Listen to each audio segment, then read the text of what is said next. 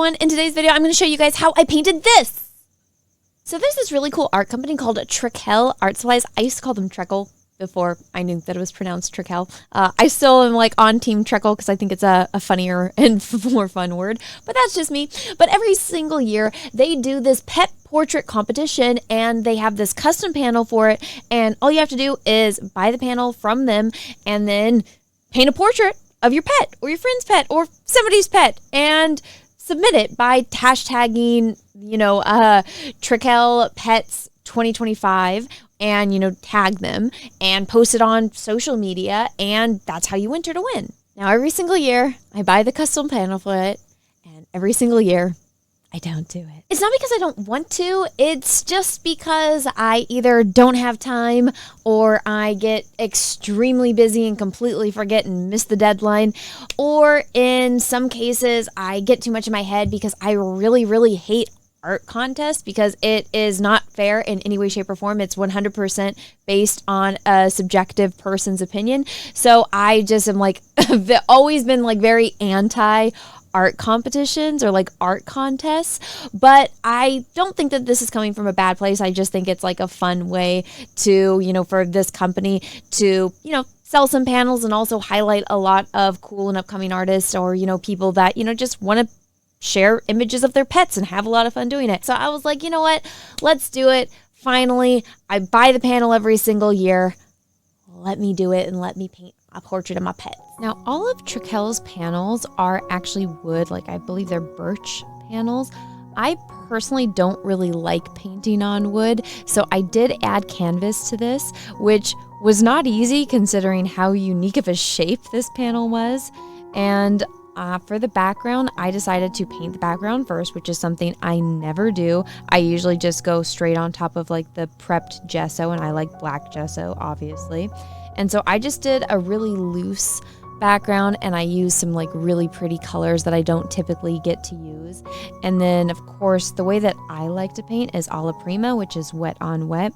And so I just roughly sketched out Dixie. That's my dog. She's an Australian Shepherd. She does have 2 different colored eyes. She has the butterfly nose, so her nose isn't one solid color. She is a red merle and she's got all of these beautiful colors and qualities. She's got a big personality, as most Aussies do.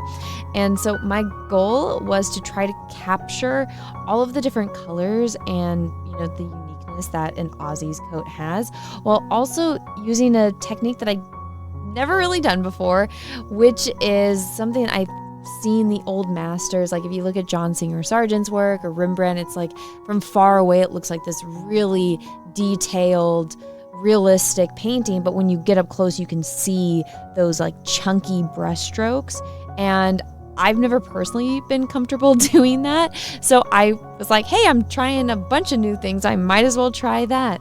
And so that's what a majority of this was just me experimenting. And at first I felt like I didn't have enough contrast in the values. So I went in about halfway through and added a bunch of contrast. And you can see here, I was not very confident. So I did do a little bit more blending, and I go back in later and I fix it because I'm just that wasn't the vision. The vision wasn't to have this seamless, well blended dog. It's Dixie is crazy. She is my crazy girl. She's got all of this fluff, these hairs that just go everywhere and gets everywhere. But I love her. We love her. So I wanted to capture her essence and her spirit, which I think this technique can accomplish when done correctly. I don't necessarily know if I did it correctly, but I'm actually very happy with the results considering this was the first time I ever did anything like this. First time ever painting a dog, especially my dog. First time ever painting with this technique. And just everything about this was a first attempt for me. And I think I'm pretty happy with the way that it turned out. And, I'm happy that at the end of the day, I was able to capture her personality and her essence. And if you can see here, the brushstrokes are very, very apparent, but I was also able to get in those details. There were some things that I went in and changed, like adding in her whiskers. I didn't feel as confident in that. And I think just the impression of them being there is more accurate as compared to like painting in every single strand of hair. There are plenty of artists that like to do that. They like to do the hyperrealism, every single strand of hair. I'm like, I want this to look realistic from across the room, but you get up and you can see every single paint stroke that my brush put down. And I think I accomplished that 100%. The most difficult part about this painting was her nose. She has a very unique nose, and so that took me time and time again of trying to get right, but I do think I was able to get the colors right, if not, everything about it. She is a very unique dog, and I love her so much, even though she drives me absolutely crazy sometimes. She is, one of the best dogs a human can ask for, and it was such a pleasure finally getting to paint her. Guys, I did it! I painted my first pet portrait ever! And you know what? It's not that bad. Not to toot my own horn, but it's like, We interrupt our program to bring you this important message. I just realized I needed to introduce you guys to Dixie. This is my baby. This is Dixie too. So everyone can see her. She is very, very heavy. She is not a puppy anymore. She's my big girl, but I figured, sorry, Dixie Doo. I should at least show her. She knows she's not really allowed in the studio, so she's like, Mom, I have to go. I'm not allowed in here. Am I in trouble? But, that's Dixie. I'm very happy with it. Who would have known all of those years of painting humans and hair would have paid off and transferred over to pets? There's definitely things that I would like to improve for next time. So knowing what I know now, going into it, I can better prepare myself. But overall, I'm very proud of the fact that I was, one, able to do it, and two, finally, after all these years, I finally completed a pet portrait for the pet portrait competition. Now, if you guys want to see a closer look at this, I know it is, surprisingly quite small. And take in mind, I'm a very small human, so this is a very small panel. But they are up on my Instagram. I will link it down below in the description of this video if you guys want to check it out and see some like higher resolution images of this. But guys, I would just like to say I am proud of myself. If you guys are ever, kind of procrastinating on achieving a goal, if I can do it, anybody can do it. So trust yourself and honestly just go for it.